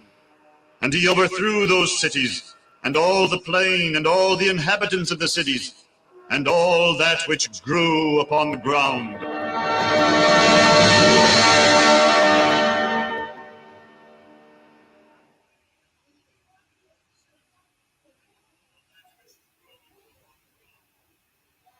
A Strange Romance.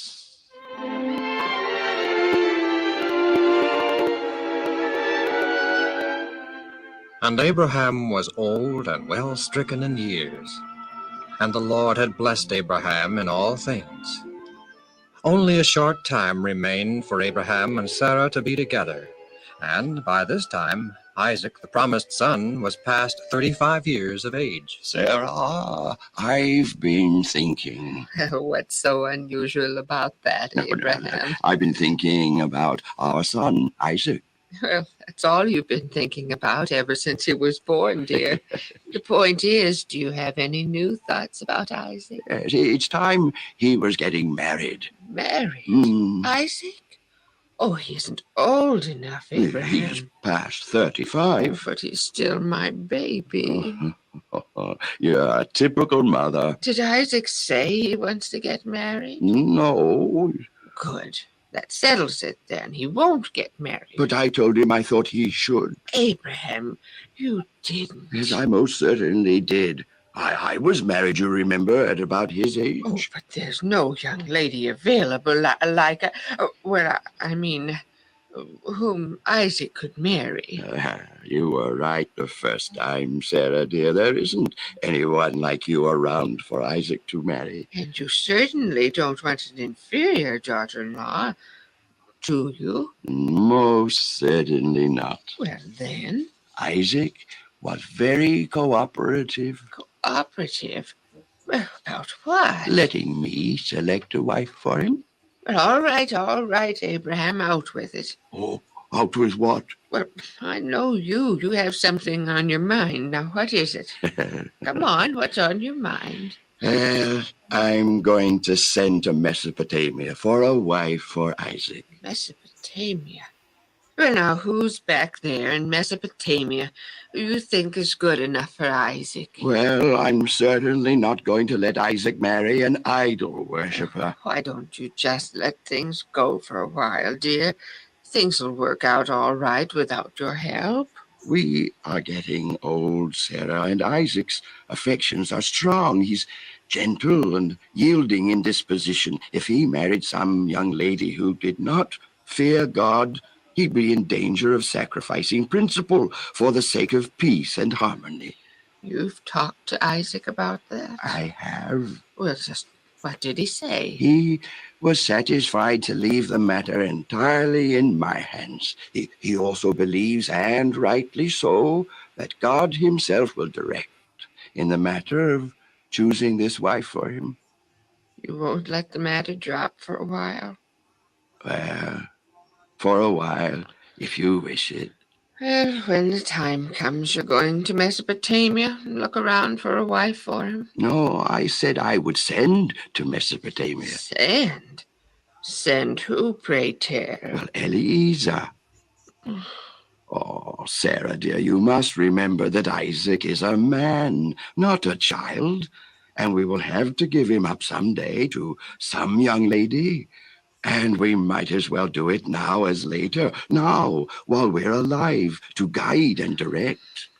All right, Abraham. Just as you say. The day never came for Sarah to witness the marriage of Isaac. for at the age of 127 she passed away. One day, about 3 years later, Eliezer, Yes, master. you are my oldest and most trusted servant. Thank you, master.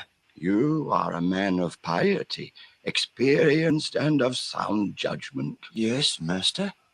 Do you approve of marriage, Eliezer? Very highly, master. Between the right two people. But how can one be sure one is making the right choice? Well, it's a chance young people have to take, master. Then you don't approve of romance? But I do, master. Indeed I do. But it's the custom of our time for parents to choose the bride and make the marriage arrangements. Ah, yes, master. But parents must not choose one whom their son cannot love. In the bestowal of their affections, youth must be guided by the superior judgment and experience of God-fearing parents. Then the engagement and marriage can be successful. I can see that my confidence in you, Eliezer, was not misplaced. Yes, master. Sarah, Isaac's mother, is dead. Before I die, I want to arrange for Isaac's engagement and marriage. Yes, master. And I want and need your help. First, I want you to make a solemn oath that you will not let Isaac take a wife of the Canaanites, but rather choose a maiden from my family in Mesopotamia. Me, master? In case I die before all the arrangements are made. Oh, yes, master. I'm going to send you to Mesopotamia to find a wife for Isaac. But I'm just a servant, master.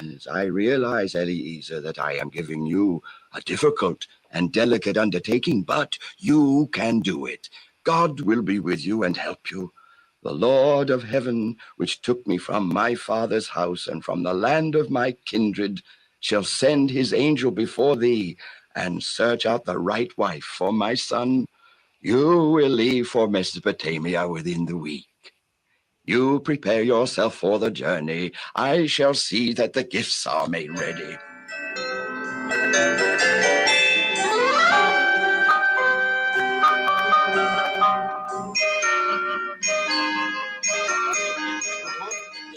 "10 camels, master? Why so many?" For the bridal party that shall return with you, Eliezer. I'd forgotten about that. Just be sure she's a fit bride for Isaac. Yes, master. Yes, well, you better depart now, Eliezer. Yes, master. Oh, Gerard, start up the camels. God's blessing and speed be with thee, Eliezer. Thank you, master.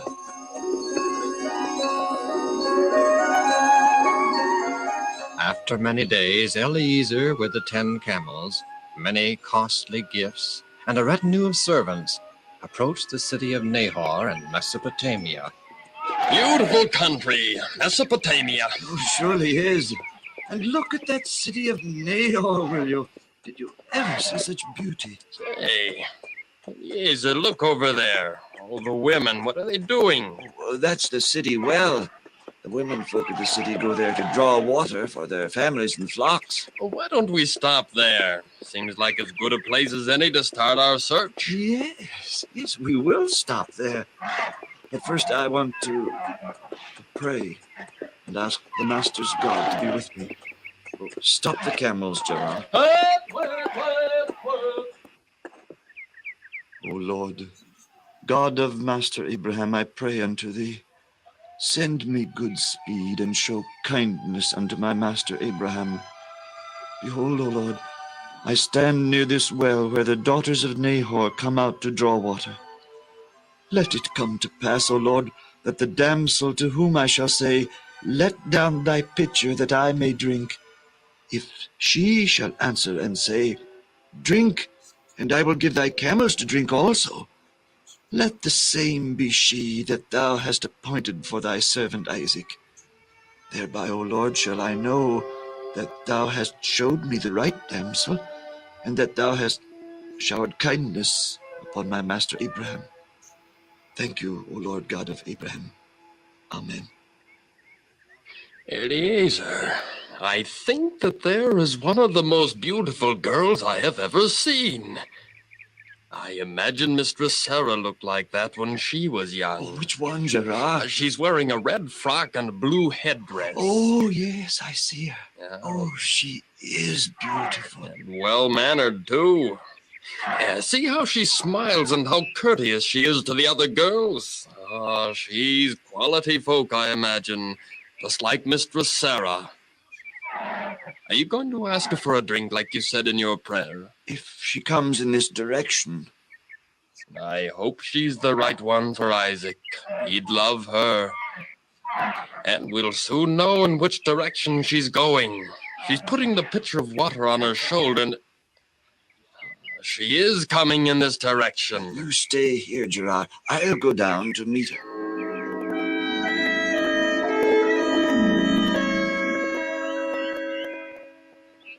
Pardon, ma'am, but I'm very thirsty. Let me drink of thy pitcher, I pray thee. Gladly, sir. Oh, here, let me help you lower the pitcher. Here you are, sir. Oh, it's good water. Cool and refreshing. Your camels, sir, they must be thirsty. I will be happy to water them also. That's very kind of you, ma'am.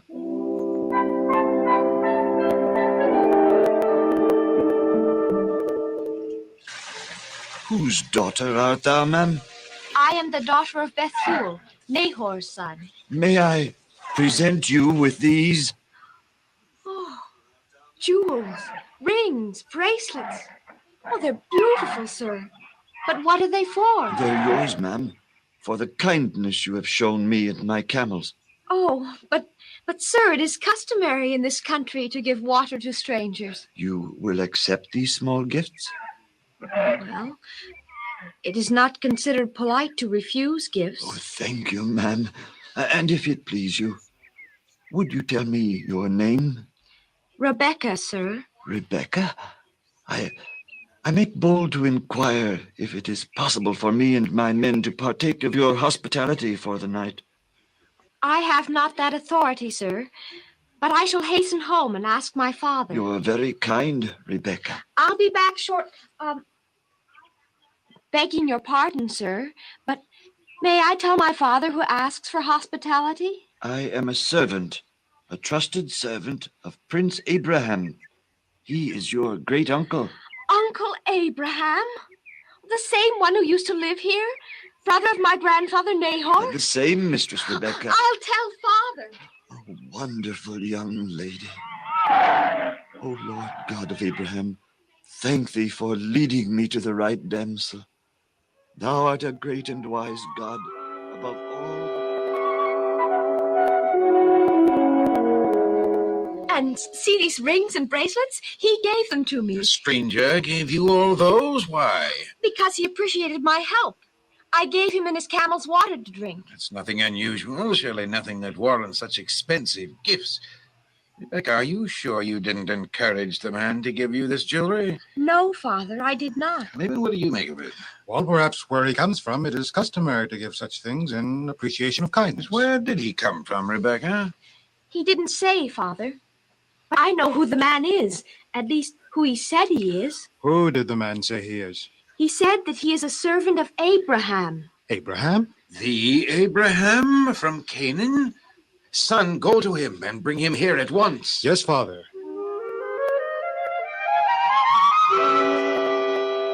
Welcome to our fair city, Eliezer. It is a special honor to have you with us. Tell me, Eliezer, how is Abraham? Well, as can be expected, sir, seeing that he is 140 years old. That old? My, it doesn't seem like he's been gone for almost 75 years. And my nephew, Lot, he went with Abraham to the land of Canaan. How is he? Fine, sir. Father, Mother says supper is waiting. We'll be right there, Rebecca. I shouldn't have kept you chatting, Eliezer. Rather, you should have rested and been refreshed before supper. Oh, it's quite all right, sir. Then come, Eliezer. We shall partake of food. With your indulgence, sir, I'd rather not eat until I have made known my mission. Your mission? I wondered why you came to Mesopotamia. It is so important to Master Abraham that I would not be doing my full duty unless I fulfill that mission before satisfying my own needs. No wonder Abraham trusts you and sent you on so important an errand. And it has something to do with me, I guess. Yes, sir.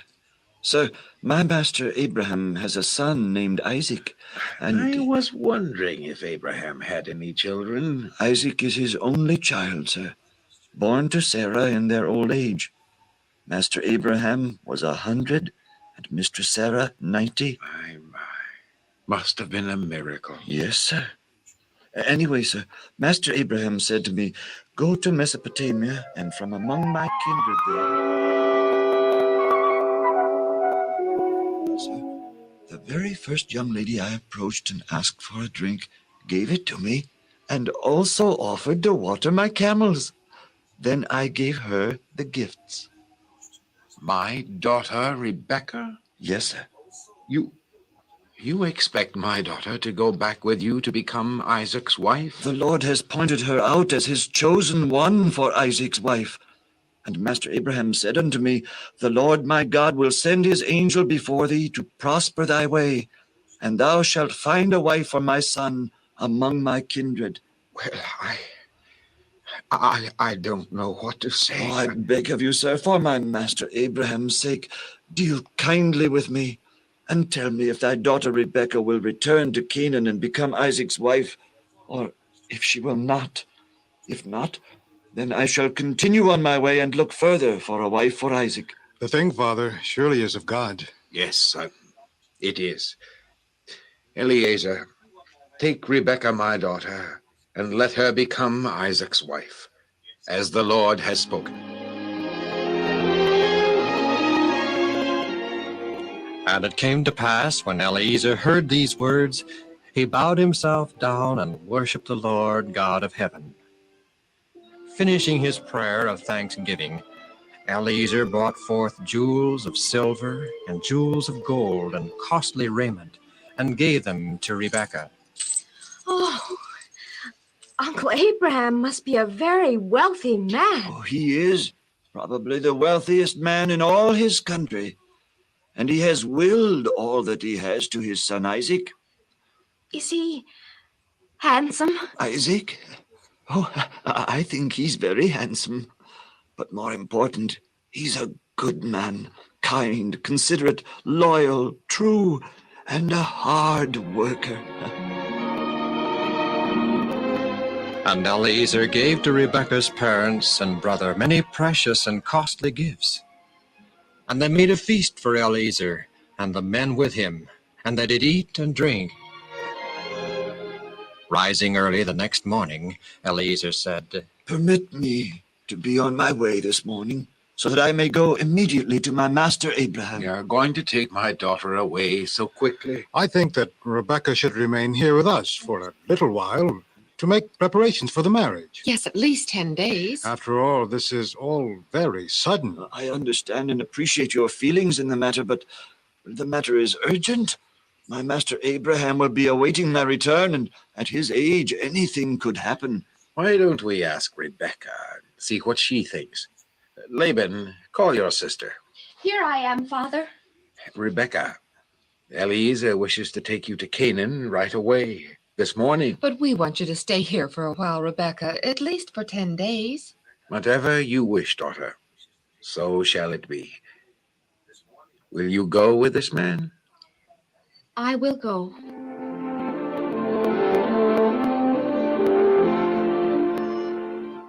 Deborah? Yes, Mistress Rebecca. I am going to a far country to marry my cousin Isaac. So it has been whispered among the servants, my mistress. You wish to go with me? I am your nurse, your servant, mistress. I will go where you go. I'll release you, free you if you wish. No, mistress. I shall go where you go.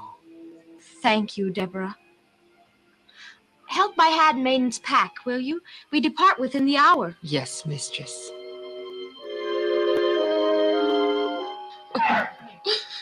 May the Lord bless you, my daughter, and make you a good wife to Isaac, son of Abraham. And remember, Rebecca, you are my sister.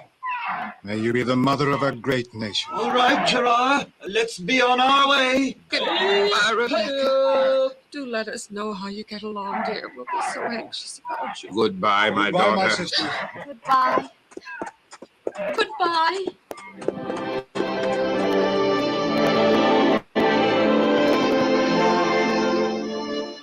And Rebekah and her damsels rode upon the camels, and Eliezer took them on the way towards Canaan.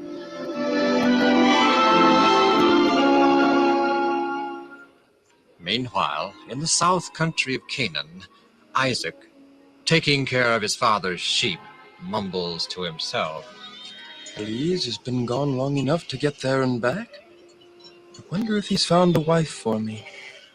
I hope she will be as beautiful as Mother was. When they get back, they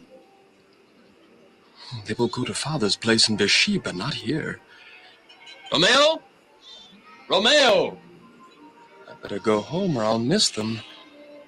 Romeo, I'm going to Father's place in Beersheba. Take care of everything here while I'm gone, will you?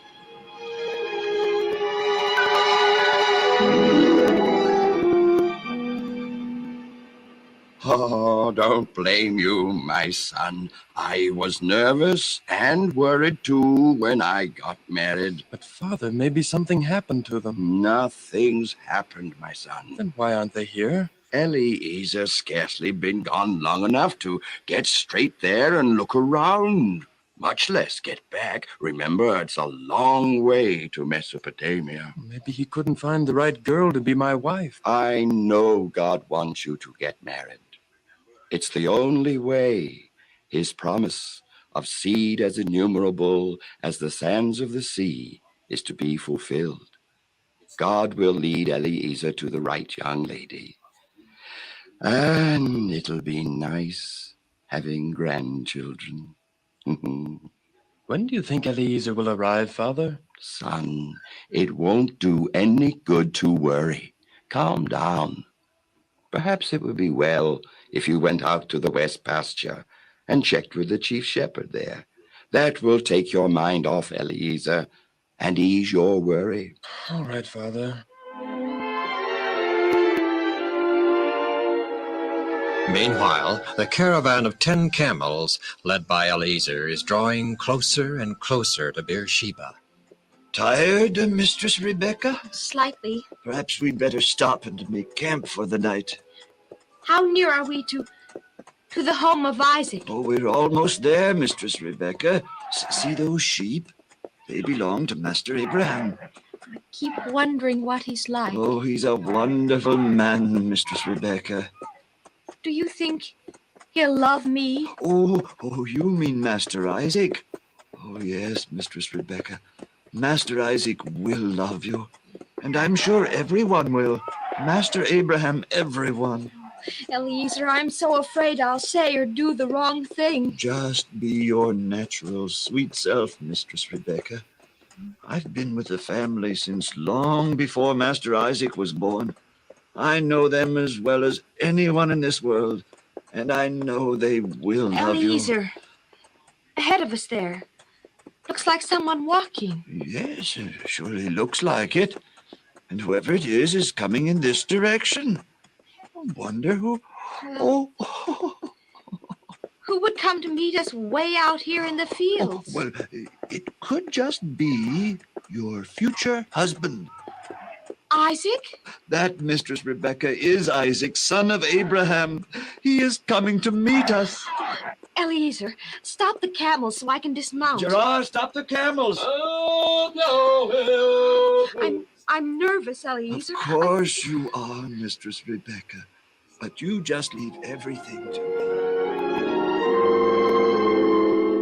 Eliezer told Isaac all that had happened and all that he had done, and how God had answered his prayer. Holy Scripture says, "And Isaac took Rebekah, and she became his wife, and he loved her. And Isaac was comforted after his mother's death."